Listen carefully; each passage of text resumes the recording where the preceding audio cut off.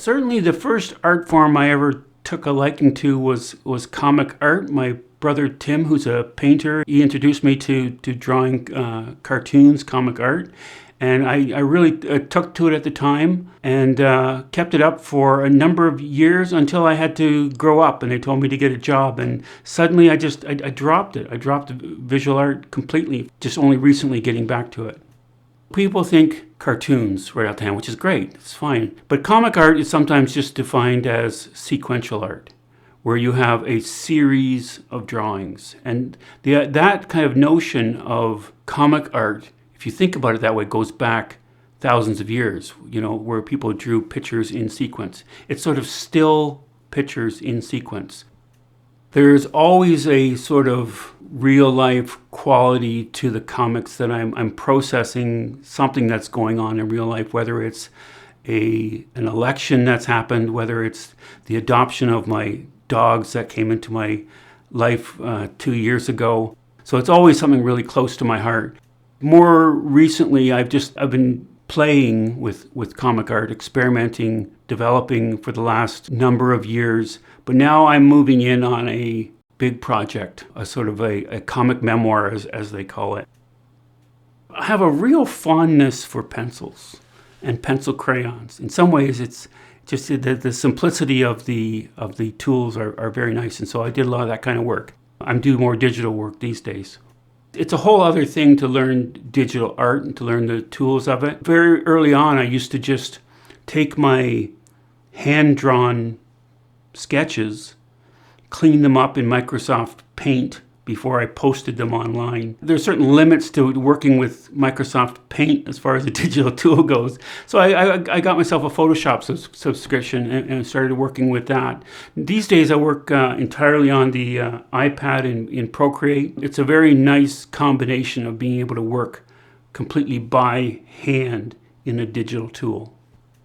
Any visual artist works in layers, right? So whether they do a light sketch first and then they add darker lines and they add color and paint. The nice thing about a digital format is that the layers are that much easier to work with. You create one layer, you do that, you don't like it, you just remove it. You go 3 layers in, you create a certain amount of texture and contour on that. You realize that one behind was not so great, you just remove it, you flip the order around, so forth. So the layering in digital art is a real advantage. I also have a nice following online. I use social media. A lot of people like social media. A lot of people don't like it. I actually am quite fond of it. I think of social media as sort of being a canvas that I work on. When you're working in social media, attention spans are short and quick, and you have to really think about catching that attention quickly. And so your visual method is better for the internet. The internet's more visual medium. And comic art is quick and easy to consume often. And so it's perfectly suited to social media. This is a small in-house publication that I did. It's a really fun book about spending time indoors and social distancing. We were all sent home during the pandemic, so people had to spend a lot more time indoors, both physically and psychologically. And so during that space, you tend to have to kind of deal with your demons and your shadows. I really like these micro publications. It's not a Kindle ebook. It's not, something printed on Amazon. It's got the sort of hand warmth of printing and collating and binding to create these little bits of work.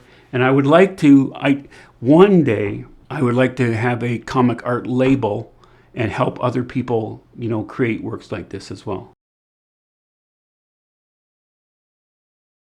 As a young boy, I drew comics, and there was something important that was happening there.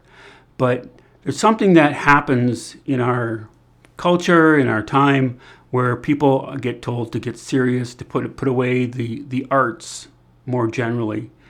And you go to work, and you exercise your left brain, where you organize things and you get things done, and you do things in a linear sort of fashion, and you're productive and efficient. And I was pretty good at that. I did that. But I always felt like I was compromising to a certain extent. that I wanted to do something else. And I moved around in jobs a lot, looking for something else to do. And in general, there's not a lot of call for comic art in day jobs.